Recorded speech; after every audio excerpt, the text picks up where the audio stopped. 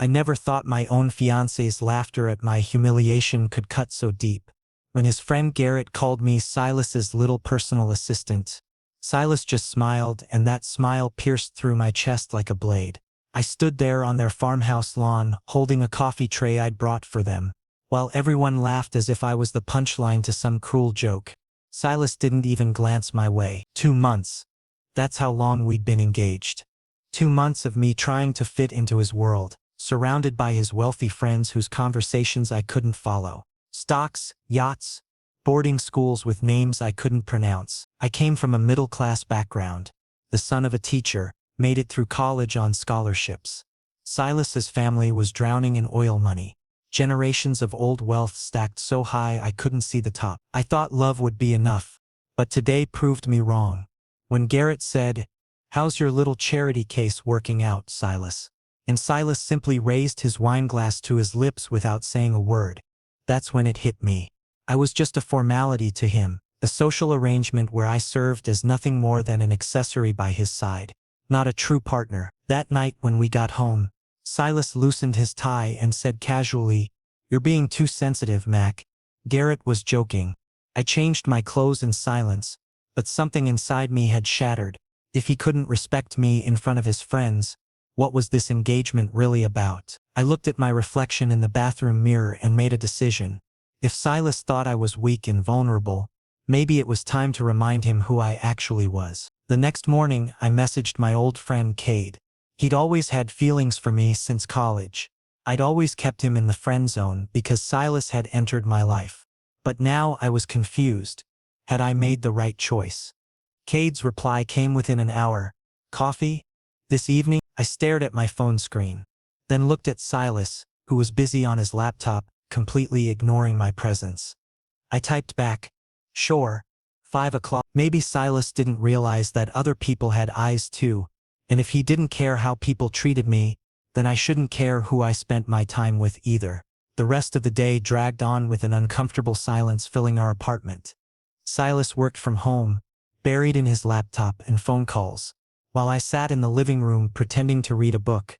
Every time I turned a page, I wasn't absorbing a single word.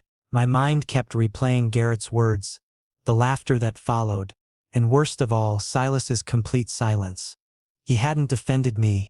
He hadn't even acknowledged that something wrong had happened. Around noon, I made lunch for both of us. It was a habit I developed over the past 2 months, trying to be the perfect partner. I set his plate on the desk beside his laptop. "Thanks," he muttered without looking up. I ate alone at the kitchen counter, each bite tasting like cardboard. Was this what our future looked like? Me constantly trying to earn his attention while he remained completely oblivious to my existence? By 3 o'clock I started getting ready to meet Cade. I showered, changed into a casual button-down shirt and jeans. Nothing fancy, but I wanted to look decent. When I walked past Silas's office, he finally looked up. "Going somewhere?" he asked, his tone barely interested. "Meeting a friend?" I replied vaguely. He nodded once and returned to his screen. That was it. No questions about who, no curiosity about when I'd be back.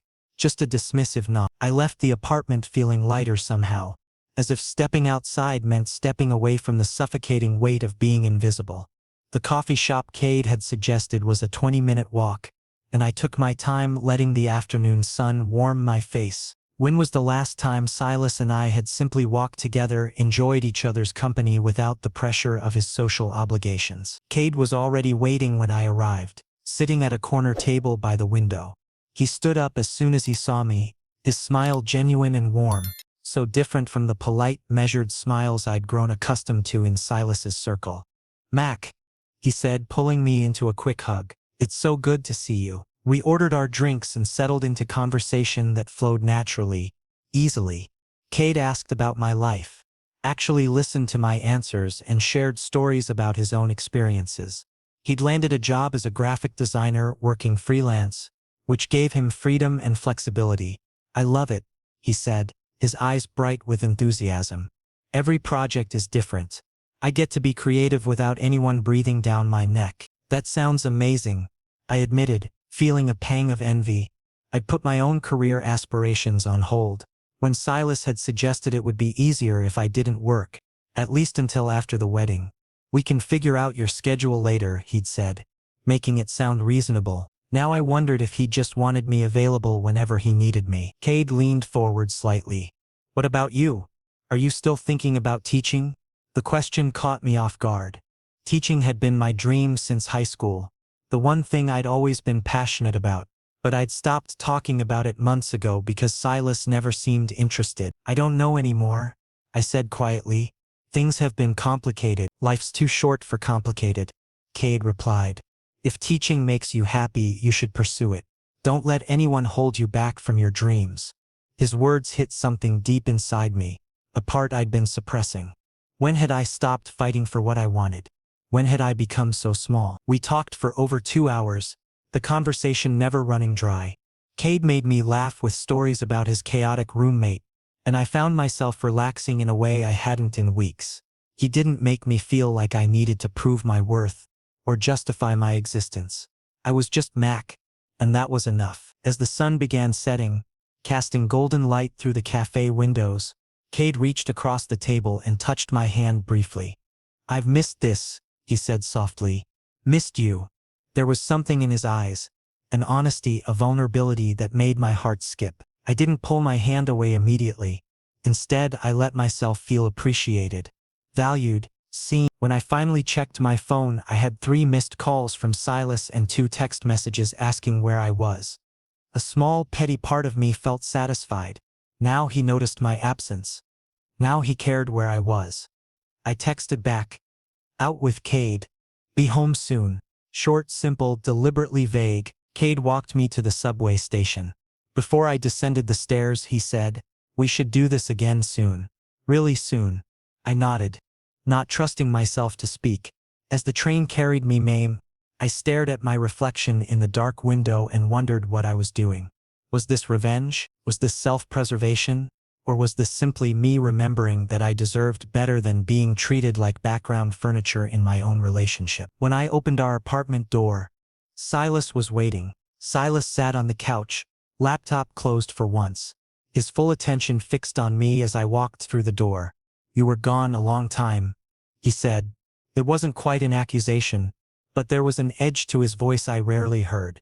Just catching up with an old friend, I replied, hanging my jacket on the hook. Nothing special. Cade? Silas repeated the name slowly as if tasting it. From college? I nodded, moving toward the kitchen to get water. He followed me, leaning against the doorframe. I didn't know you two were still in touch. There was a question buried in that statement. We weren't, I admit, but we reconnected recently. He's doing well, freelance designer now. Silas processed this information in silence. I could see him trying to figure out if this mattered, if he should care. Finally he said, that's nice. But the word came out strained. I always laughed at how transparent he was being. For months he'd barely noticed what I did with my time. But now that another man was in the picture, suddenly I had his attention. I'm tired, I said, brushing past him toward the bedroom. Going to bed early tonight. He caught my wrist gently. Mac, is everything all right between us? The question hung in the air, loaded with implications. I could have said everything. About feeling invisible. About his friend's cruelty. About how lonely I'd been. Instead, I just said, I'm fine. Just tired. But I wasn't fine, and we both knew it. Over the next few days, Cade and I fell into a comfortable rhythm. He'd text me in the mornings, casual messages asking how I slept, what I was up to. Sometimes he'd send funny memes or articles he thought I'd enjoy. It was attention without demands, companionship without pressure. When he invited me to brunch, I accepted. When he suggested we check out a new art gallery, I agreed. Each time I made sure to mention it to Silas. Not rubbing it in his face exactly, but not hiding it either. Heading out for brunch with Cade, I'd say. Going to that gallery downtown with Cade this afternoon. I watched Silas's reactions carefully, the slight tightening of his jaw, the way his fingers would pause over his keyboard, the increasing frequency of his texts asking when I'd be home. The power dynamic between us was shifting, and I couldn't deny that part of me enjoyed it. For so long, I'd been the one waiting, hoping, trying to earn scraps of his attention. Now he was experiencing what it felt like to be uncertain, to wonder where your partner was and who they were with. Cade, for his part, was everything Silas wasn't. Attentive without being controlling. Interested without being possessive. When we had brunch, he asked about my thoughts on things. Books, movies, lickets.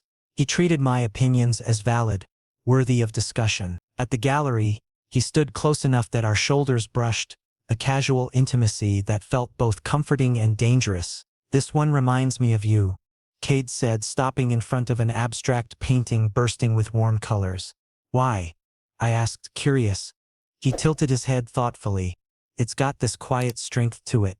Like it doesn't need to shout to be beautiful. It just is." My throat tightened at the compliment. When was the last time Silas had said something like that to me? When had he last really looked at me, seen me? We grabbed coffee after the gallery, sitting in a small park as the afternoon sun filtered through the trees. Cade shifted closer on the bench, his thigh pressing against mine. "Can I be honest with you?" he asked. I nodded, my heart picking up speed. "I never stopped thinking about you, Mac. Even after you started dating Silas. I know I should have said something back then, but I was scared of ruining our friendship." "Cade," I started, but he held up a hand. "I'm not trying to make things difficult for you. I just want you to know that you have options. You deserve someone who sees your worth, who doesn't take you for granted." His words echoed in my head as we sat in companionable silence. Did I have options? Was I really willing to throw away 2 years with Silas because of a few rough moves? That evening, I came home later than usual. Silas was pacing in the living room, phone in hand. "Where have you been?" he demanded the moment I walked in. "I texted you 4 times. I kicked off my shoes slowly. "I was at the park with Cade." My phone was on silent. His face darkened.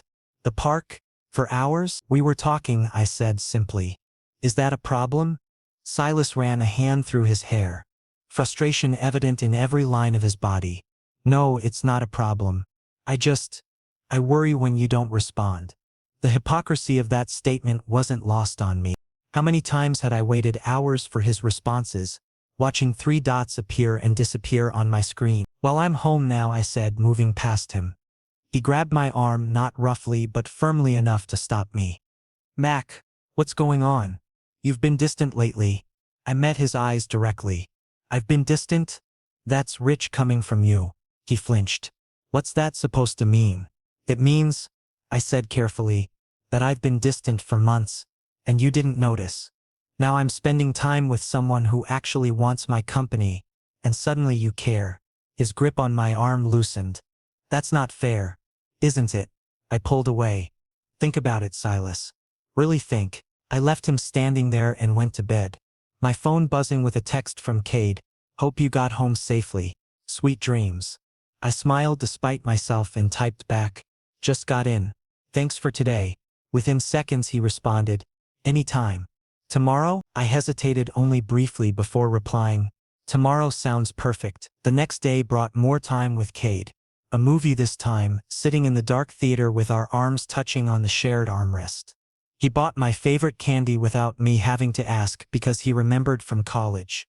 Small gestures that added up to something significant. He paid attention. He cared. He made me feel important. Afterward, as we walked to his car, Cade said, "Can I show you my place?" I finally finished decorating it. I knew I should say no. I knew where this was heading. But I was tired of being ignored, tired of feeling unworthy. So I said, "Shh." Cade's apartment was everything. Silas's sterile penthouse wasn't. Where our place felt like a showroom, all clean lines and expensive furniture. His felt lived in, comfortable.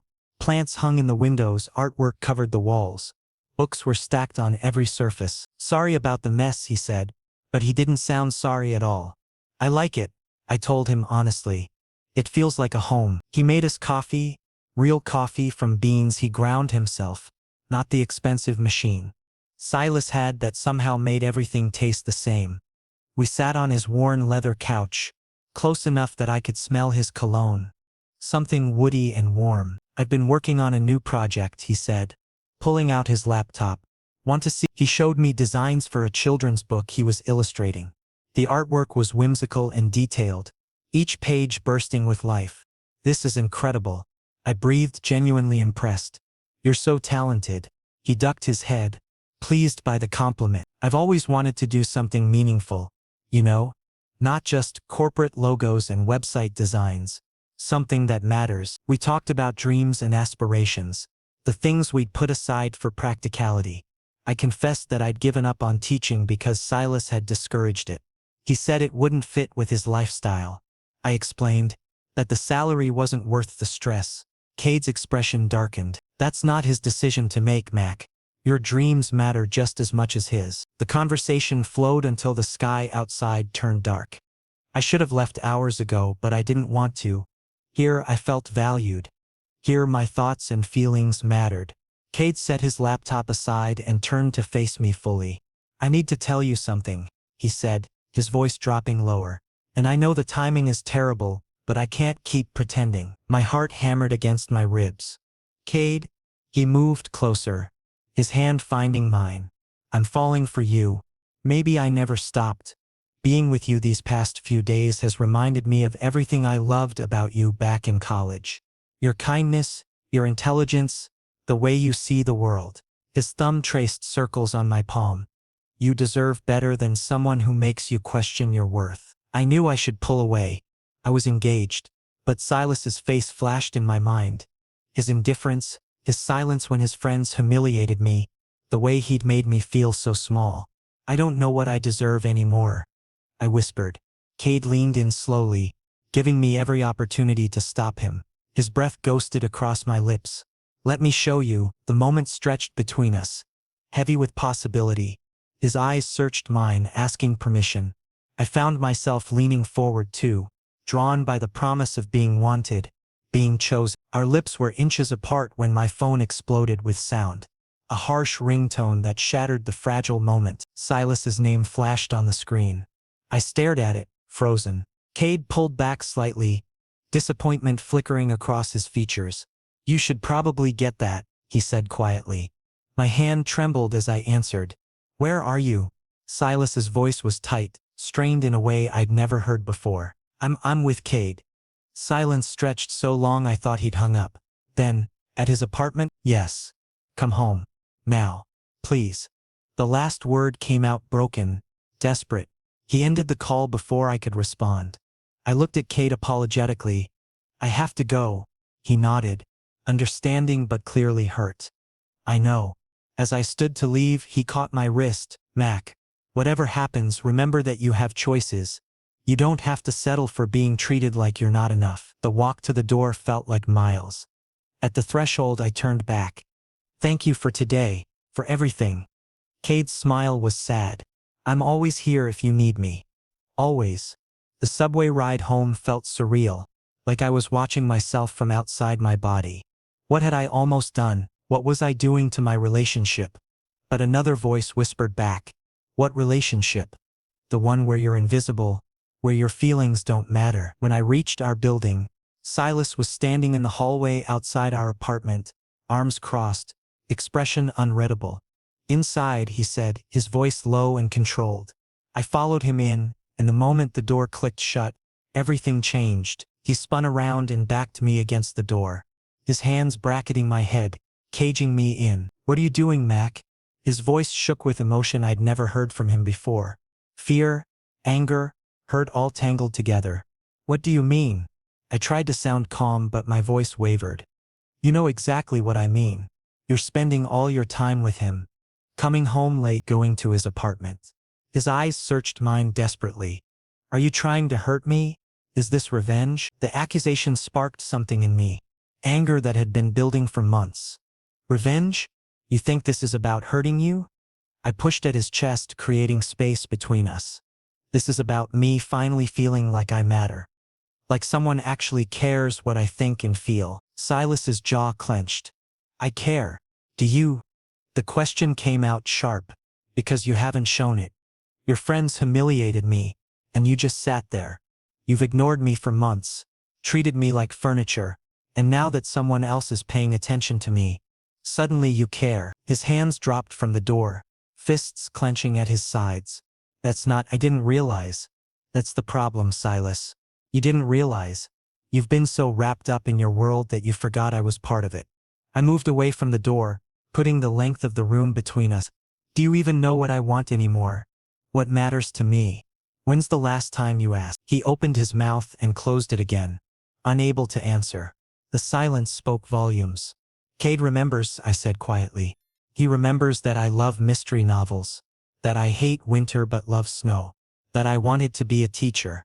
All the things you've forgotten or never bothered to learn. Silas's face crumpled. I know I've been a terrible partner. I know I've taken you for granted. But Mac, please. His voice cracked. Please don't do this. Don't throw away what we have. What do we have?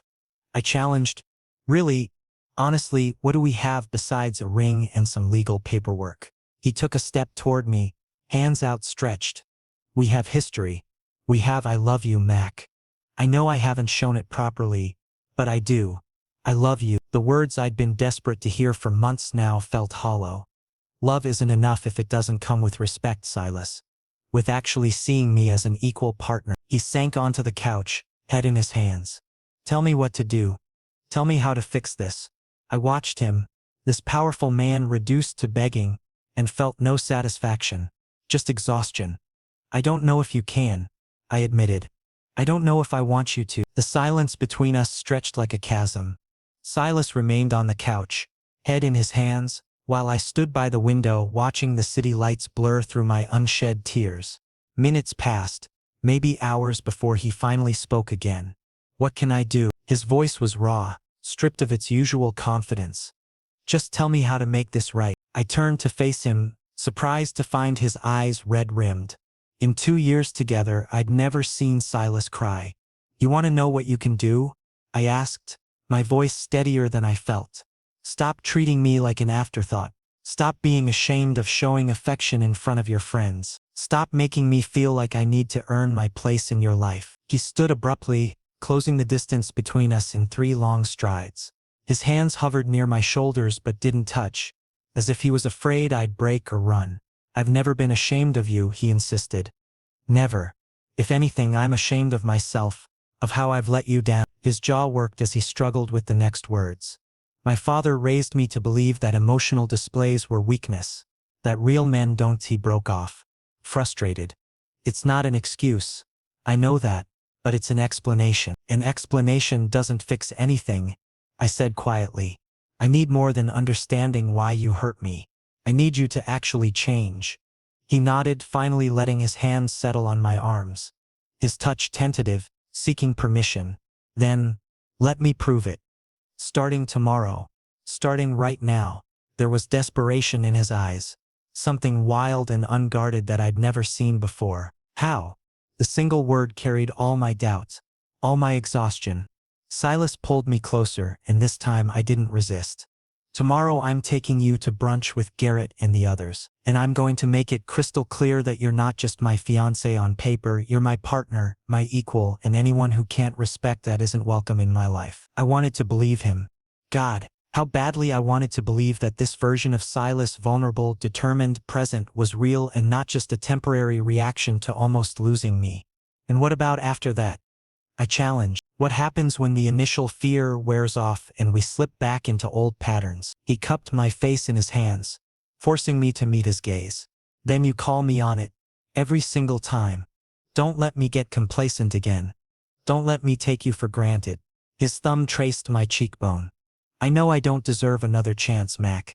I know that, but I'm asking for one anyway because the thought of losing you is unbearable. Something in me softened at his honesty. Not forgiveness. Not yet, but a willingness to see if his actions could match his words. One chance, I said firmly. If you revert back to ignoring me, to letting your friends treat me like garbage, we're done. No second chances. He nodded vigorously. I understand.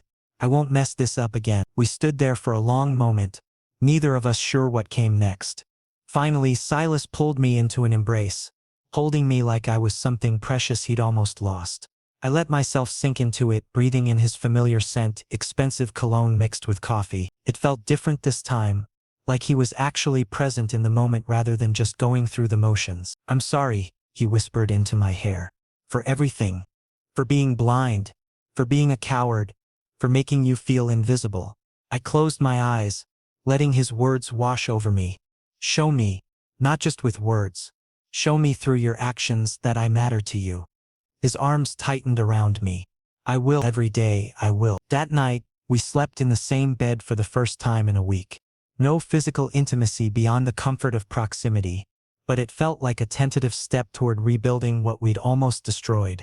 As I drifted off, I felt Silas's hand find mine under the covers, his fingers lacing through mine, a small gesture that somehow meant everything. The next morning, I woke to the smell of pancakes. Real pancakes, not the pre-made ones from the freezer. I found Silas in the kitchen, flour dusting his expensive shirt, concentrating on flipping them perfectly. "You're cooking," I observed, surprised. He glanced up with a sheepish smile. "Your favorite, right? Blueberry pancakes with extra butter?" The fact that he remembered this small detail touched something deep inside me. "You've never made breakfast before." He plated the pancakes carefully, adding a drizzle of maple syrup the way I liked it. "I know. That's going to change." We ate in comfortable silence, the tension from last night easing slightly with each bite. After breakfast, Silas pulled out his phone. "I'm texting Garrett and the group, telling them we're coming to brunch today." I felt anxiety spike in my chest. "Are you sure about this?" He looked up, his expression resolute. "Absolutely. This is important, Mac. I need them to understand that you're not negotiable. If they want to remain my friends, they respect you. Period." I watched him type out the message, his jaw set with determination. When he showed me the text before sending it, I read, "Meeting today at noon. There's something I need to address with all of you regarding Mac. Non-negotiable attendance." It was direct, serious, and left no room for dismissal. He hit send without hesitation. As we got ready, I felt nervous energy building. What if this backfired? What if his friends pushed back and Silas folded under pressure? Sensing my anxiety, Silas came up behind me as I buttoned my shirt. "Hey," he said softly, his hands on my shoulders. "Whatever happens today, I've got you. That's a promise." The restaurant was upscale. Naturally, Garrett and his crowd didn't do casual diners. When we walked in, I spotted the familiar faces at a corner table. Silas immediately took my hand, his grip firm and public. I saw several pairs of eyes widen at the gesture. We'd never displayed affection in front of them before. As we approached the table, Silas didn't drop my hand. Instead, he pulled out a chair for me and waited until I sat before taking his own seat, all while maintaining physical contact. The message was clear and deliberate. Garrett broke the awkward silence. "So, what's this about, Silas? Your text sounded pretty serious." Silas's expression hardened. "It is serious." He looked around the table, meeting each person's eyes. "I need to address what happened last week. The comments about Mac being my personal assistant and my charity case were completely unacceptable." Garrett shifted uncomfortably. "Come on, man, we were just—" "No." Silas's voice cut through the excuse like a knife. "You weren't just anything. You deliberately humiliated someone I love, and I sat there and did nothing. That ends today." He squeezed my hand under the table. "Mac is my fiancé, my partner in every sense of the word. He deserves the same respect you'd show any of your spouses. More, actually, because he's put up with a lot of garbage from all of you and remained gracious about it." The table fell silent. I could feel everyone's discomfort, but Silas wasn't done. "Going forward, anyone who can't treat Mac with basic human decency and respect isn't someone I want in my life. That includes you, Garrett. That includes all of you." He paused, letting that sink in. "So you have a choice to make. Apologize sincerely and change your behavior, or we're done here." Garrett's face flushed red, whether from embarrassment or anger. I couldn't tell. The silence at the table grew oppressive as everyone waited to see how he'd respond. Finally, he cleared his throat and looked directly at me for perhaps the first time ever. "You're right. I was out of line." He paused, seeming to struggle with the words. "Mac, I apologize. Those comments were cruel and uncalled for. I have no excuse." The others quickly followed suit with their own apologies, some more genuine than others. But what mattered was that Silas had drawn a line in the sand and actually followed through. Throughout the brunch, he remained attentive, explaining inside jokes when I looked confused, including me in conversations, keeping our hands linked on the table where everyone could see. When someone brought up a business deal I knew nothing about, Instead of letting me sit there silently as usual, Silas turned to me and explained the basics, asking my opinion like it actually mattered. What do you think, Mac? Would you invest in renewable energy startups right now given the political climate? I was so surprised he'd asked that I almost didn't answer. Then I remembered all the articles I'd read on the subject, the podcast I'd been listening to. Actually, I think it's risky short-term but smart long-term. The technology is advancing faster than policy, which means early investors could see significant returns once regulations catch up. The table listened, really listened, and I saw Silas beam with pride. See? This is what you all have been missing. Mac has insights you'd never expect because you've never bothered to ask. One of the other guys, Trevor, actually looked interested. What podcast? I've been looking for good financial content. Just like that, the dynamic shifted. Not completely. Years of dismissive treatment couldn't be erased in one brunch, but enough that I felt like a person at the table instead of furniture. When we finally left the restaurant, I felt lighter than I had in months. Silas kept his arm around my waist as we walked to the car. Another public display that would have been unthinkable a week ago. Thank you, I said once we were alone in the car. He started the engine but didn't pull out of the parking spot. Instead, he turned to me, his expression earnest. Don't thank me for doing what I should have been doing all along. That was the bare minimum. Mac, you deserve so much more. He reached over and took my hand again, that gesture already becoming a habit. But I'm going to work on giving you more, every single day. True to his word, the changes continued over the following days. Silas started asking about my day and actually listening to the answers. When I mentioned wanting to look into teaching positions, he didn't dismiss it or warn me about schedule conflicts. Instead, he opened his laptop and started researching schools with me, reaching out to contacts who might help get my resume noticed. There's an opening at Westbridge Academy, he said one evening, showing me the listing. They're looking for someone with your exact qualifications. I know someone on their board. Not to get you special treatment, he added quickly, seeing my expression, but just to make sure your application doesn't get lost in the pile. The rest is up to you and your skills. I appreciated the distinction. This was support, not interference. Thank you. Really? He smiled. That genuine smile I'd fallen for 2 years ago. You're going to be amazing. I know it. 2 days later, I got a call asking me to come in for an interview. I was terrified. I hadn't interviewed for a real position since before Silas, since I'd put my career aspirations on hold. Silas helped me prepare, quizzing me on potential questions, helping me refine my teaching philosophy. The night before the interview, he ordered my favorite takeout and we practiced until I felt confident. You're Ray, he assured me. They'd be lucky to have you. His faith in me was both touching and slightly overwhelming after so many months of feeling inadequate. The interview went better than expected. The panel seemed genuinely impressed with my ideas about integrating technology into literature classes and my passion for making classic texts accessible to modern students. Walking out of Westbridge Academy, I felt like myself again. The capable, ambitious person I'd been before I'd shrunk myself to fit into Silas's world. When I got home, Silas was pacing by the door. Well, how did it go? His nervous energy was endearing. Really well, I think. They said they'd let me know within a week. He pulled me into a tight hug, lifting me slightly off the ground. I knew it. I knew you'd crush it. 3 days later, the phone rang. Mr. Mack? This is Principal Chen from Westbridge Academy. We'd like to offer you the position. My hand shook as I accepted, thanked her, confirmed the start date. When I hung up, I just stood there in shock. Silas emerged from his office, took one look at my face, and broke into a grin. You got it? I got it. The words came out strangled with emotion. He actually whooped, and spun me around the living room.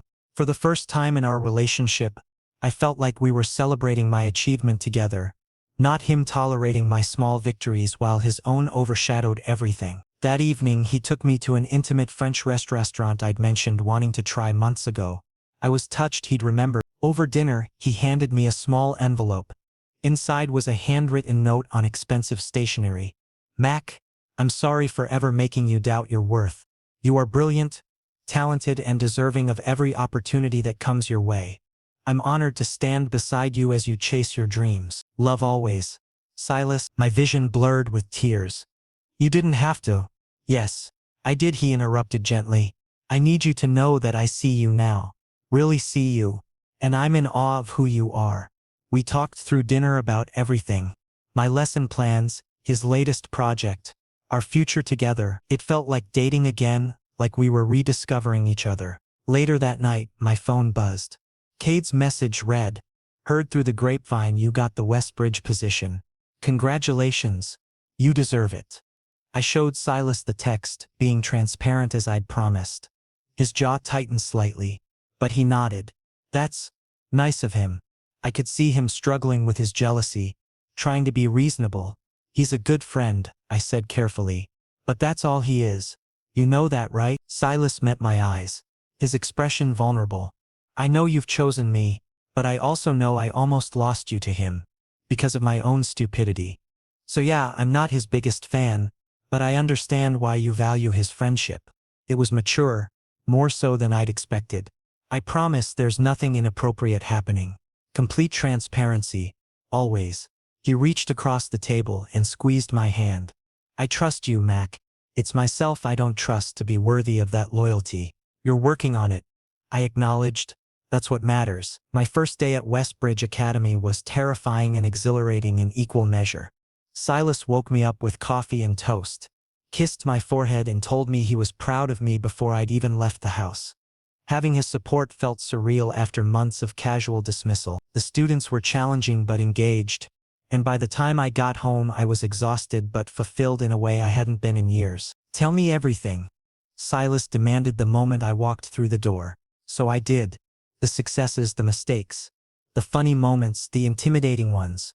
He listened to every word, asked questions, made me feel heard. This was the relationship I'd imagined we'd have, the partnership I'd hoped for when I accepted his proposal. Over the following weeks, we settled into a new rhythm. Silas made an effort to be present, to prioritize us over work when it mattered. He started coming home for dinner most nights instead of eating at his desk. We began having real conversations again, sharing our days, making plans together. It wasn't perfect. Old habits occasionally surfaced, but the difference was that now he caught himself, apologized, and corrected course. One evening about a month into my new job, I came home to find our apartment filled with flowers. Not just a bouquet, but arrangements in every room. Silas stood in the middle of our living room looking nervous. "What's all this?" I asked, overwhelmed by the gesture. He took my hands in his. "I want to renew our engagement. Do it right this time." My breath caught. "What do you mean?" He pulled out a new ring. Still expensive, but simpler and more my style than the ostentatious one he'd originally chosen. "I mean, I want us to start fresh. This past month has shown me what our relationship could be. Should have been all along. I want to recommit to you, to us. But this time as true partners, equal partners." Tears spilled down my cheeks as he continued. "Mac, you've shown me what real strength looks like. It's not hiding emotions or maintaining some facade of invulnerability. It's being brave enough to be honest, to be present, to fight for what matters." He slid the new ring onto my finger beside the old one. "Will you give me another chance to be the partner you deserve?" "Yes," I whispered. "Yes. Absolutely yes." He kissed me then, deep and passionate and full of promise. When we finally broke apart, he rested his forehead against mine. "I'm going to spend the rest of my life proving you made the right choice." I believed him. More importantly, I believed in us, in what we could build together when we both showed up fully. A week later, Silas proposed we have a small ceremony to celebrate our renewed commitment. Nothing huge, just close friends and family. A chance to publicly affirm what we'd rebuilt privately. I agreed, touched by his desire to make it official. The planning process was entirely different this time. He asked my opinion on everything, compromised when our visions differed, made sure I felt included in every decision. When I suggested we write our own vows, he didn't dismiss it as too sentimental. Instead, he spent days crafting his words, showing me drafts and asking if they truly captured what he wanted to express. The ceremony was simple but meaningful, held in a botanical garden under an autumn sky. When it came time for vows, Silas's voice was steady but emotional. "Mac, I stand before you today humbled and grateful. Humbled because I know I failed you, and grateful because you gave me the chance to do better. You've taught me that love isn't about possession or control. It's about witnessing and celebrating each other's growth. You've shown me that vulnerability is strength, that asking for help isn't weakness, and that true partnership means lifting each other up, especially when the world tries to tear us down. He paused, his eyes glistening. I promise to defend you always, to honor your dreams as equal to my own, to never let my fear of judgment prevent me from showing the world how much you mean to me. I promise to be present, to listen, to grow alongside you. You are not my charity case or my assistant or any diminishing thing. You are my partner, my equal, my home, and I will spend every day proving that I know how lucky I am. By the time he finished, there wasn't a dry eye in the audience. My own vows focused on forgiveness, on choosing hope over hurt, on believing in second chances when they're earned through action rather than just promised through words. When we exchanged rings again, both wearing the new ones now, it felt like a genuine new beginning. At the reception, Garrett approached me surprisingly sincere. I owe you another apology, he said, not just for the comments, but for never bothering to get to know you. Silas talks about you constantly now. Your job, your ideas, your accomplishments. I realize I missed out on knowing someone pretty remarkable because I was too busy being a snob. I accepted his apology, appreciated his honesty. People could change. We were proof of that. Later, Silas and I danced under string lights as the sun set, his arms secure around me, his attention wholly focused on this moment. Happy? He murmured against my ear. Incredibly, I answered honestly. I felt his smile against my temple. Good. Because I'm just getting started. Next week I'm taking you to that literary festival you mentioned months ago. The one I said was too boring. I pulled back to look at him. You remembered that? He cupped my face gently. I remember everything now, Mac. Every little thing you say, every interest you mention, every dream you share.